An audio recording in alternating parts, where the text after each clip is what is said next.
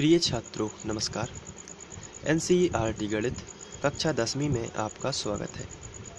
आज से हम लोग अध्याय 4 यानी द्विघात समीकरण शुरू कर रहे हैं।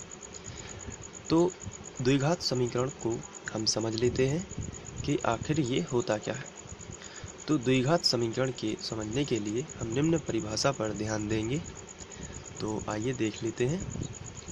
द्विघात समीकरण को इंग्लिश में बोलते हैं क्वाड्रेटिक इक्वेशन। तो इसकी परिभाषा क्या है आइए देख लेते हैं। ऐसा समीकरण जो ax वर्ग प्लस bx प्लस c बराबर 0 के रूप में होता है, जहाँ a, b तथा c वास्तविक संख्याएं हैं और a बराबर नहीं है 0, तो इसे हम कहते हैं द्विघात समीकरण। तो आपको ध्यान रखना है, ऐसा समीकरण जिसमें बराबर में 0 है और अधिकतम 2 की घात हो उसे हम द्विघात समीकरण कहते हैं।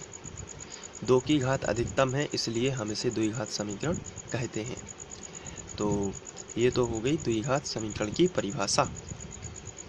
अब इसके बाद हम लोग प्रश्नावली 4.1 देख लेते हैं। प्रश्नावली 4.1 में प्रश्न क्रमांक 1 दिया गया है, जांच कीजिए कि क्या निम्न द्विघात समीकरण है। तो हमें ये 8 क्वेश्चंस दिए गए हैं और हमें जांच करना है कि क्या ये द्विघात समीकरण है। तो चलिए अब हम लोग पहला क्वेश्चन लेते हैं।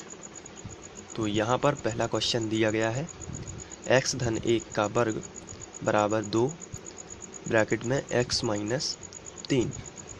तो आइए अब इसको हल करते हैं। तो पहला स्टेप ये होता है कि आप क्वेश्चन को ज्यों का त्यों ही लिख दीजिए। तो हम क्वेश्चन को ज्यों का त्यों लिख देते हैं, x धन 1 का वर्ग बराबर 2x माइनस 3।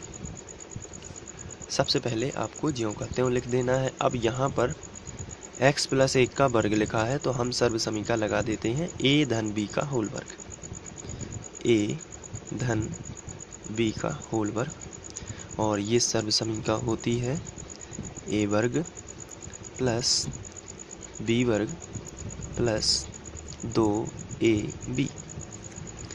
ये यहाँ पर सर्व समीका होती है, लेकिन a का मान हम लोग x मान रहे हैं और b का मान 1 मान रहे हैं। तो यहाँ पर हम लोग देख रहे हैं a वर्ग, तो a का मान कितना था x, तो यहाँ पर हो जाएगा x वर्ग प्लस लगा है तो प्लस, b का मान कितना था 1, इसलिए आप यहाँ पर लिख दोगे 1 का वर्ग प्लस लगा है तो प्लस 2।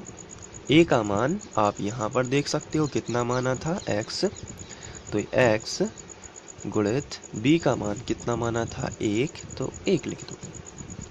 इसके बाद हम इसको सॉल्व कर लेते हैं। x वर्ग ज्यों का त्यों, 1 का वर्ग 1 ही होता है। यहाँ पर 2 का गुणा x में होगा तो 2x, और 2x से कम 2x ही आएगा। तो कुल मिलाकर x प्लस 1 का स्क्वायर जो है वो कितना आता है, x वर्ग प्लस 1 प्लस 2x। तो आइए इसको हम फेयर में लिख लेते हैं, x वर्ग प्लस 1 प्लस 2x बराबर। अब यहाँ पर आपको ध्यान से देखना है, 2 का गुणा x में होगा और 2 का गुणा -3 में भी होगा।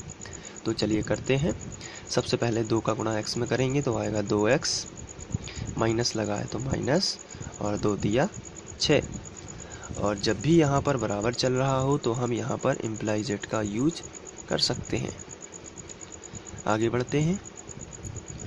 यहाँ पर 2x बराबर के इस तरफ भी है और 2x बराबर के इस तरफ भी है, तो ये बराबर संख्याएं हैं और बराबर में हैं, इसलिए हम इनको कैंसिल कर सकते हैं।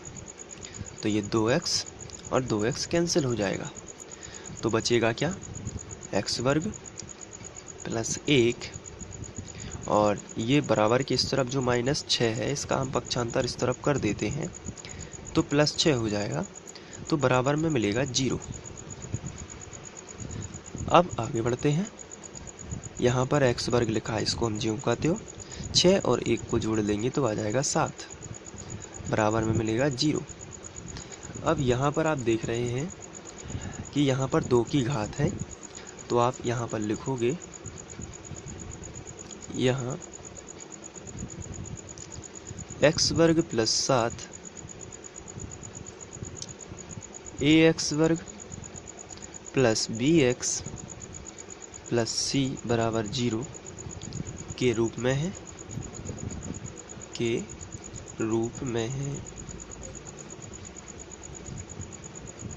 और b का मान यहाँ पर है नहीं है, इसलिए b बराबर आपको लिख देना है 0। कहने का मतलब है ए एक्स वर्ग तो है, लेकिन a का मान कितना है 1, तो 1x वर्ग, और सीधा c का मान दिया गया है 7 और b का मान है ही नहीं, इसलिए b बराबर कितना है 0।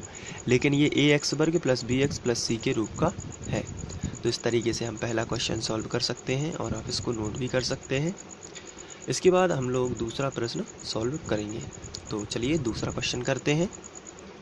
इसके बाद दूसरा क्वेश्चन दिया गया है एक्स वर्ग माइनस 2x बराबर -2 ब्रैकेट में 3 माइनस एक्स। तो सबसे पहले हम ज्यों का त्यों ही लिख लेंगे, एक्स वर्ग माइनस 2x बराबर -2 और 3 माइनस एक्स। इसको हम ज्यों का त्यों लिख लेते हैं। अब आगे बढ़ते हैं और इसको सॉल्व करते हैं। इसको हम ज्यों का त्यों लिखेंगे, एक्स वर्ग माइनस 2x। यहाँ पर हम गुणा कर सकते हैं माइनस के 2 का इन दोनों में। माइनस का 2 3 में भी गुणा करेगा और माइनस का 2 माइनस एक्स में भी गुणा करेगा। तो सबसे पहले 3 में होगा तो माइनस 3 दूनी 6, माइनस माइनस का बन जाएगा प्लस, और 2 का गुणा x में होगा तो आएगा 2x। अब इसके बाद आगे बढ़ते हैं। तो यहाँ पर हम पक्षांतर करेंगे तो मिलेगा एक्स वर्ग। यहाँ पर आप देख रहे हैं कि 2x यहाँ है, 2x यहाँ है, लेकिन ये प्लस माइनस में है इसलिए कैंसिल नहीं हो सकते। तो -2x और ये प्लस का 2x इस तरफ आ जाएगा। हम बराबर की इस तरफ दोनों संख्याओं को लाएंगे। तो पहले हम प्लस 2x को इस तरफ लाएंगे तो -2x हो जाएगा। इसके बाद माइनस का 6 इस तरफ आएगा तो प्लस 6 हो जाएगा, और बराबर में कुछ नहीं बचेगा तो 0। आगे बढ़ते हैं। तो एक्स वर्ग, यहाँ पर माइनस का 2x और माइनस का 2x दोनों जुड़ रहे हैं, इसलिए माइनस के 4x हो जाएंगे और प्लस में आएगा 6 बराबर 0। तो आप देख रहे हैं कि ये ax वर्ग प्लस बी एक्स प्लस सी के रूप का है। तो हम लिखेंगे उपरोक्त समीकरण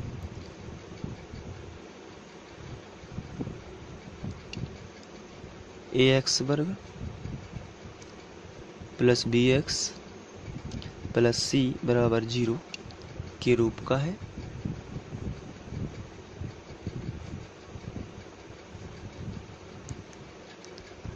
अतः द्विघाती समीकरण होगा। तो ये बिल्कुल भी इसमें कोई समस्या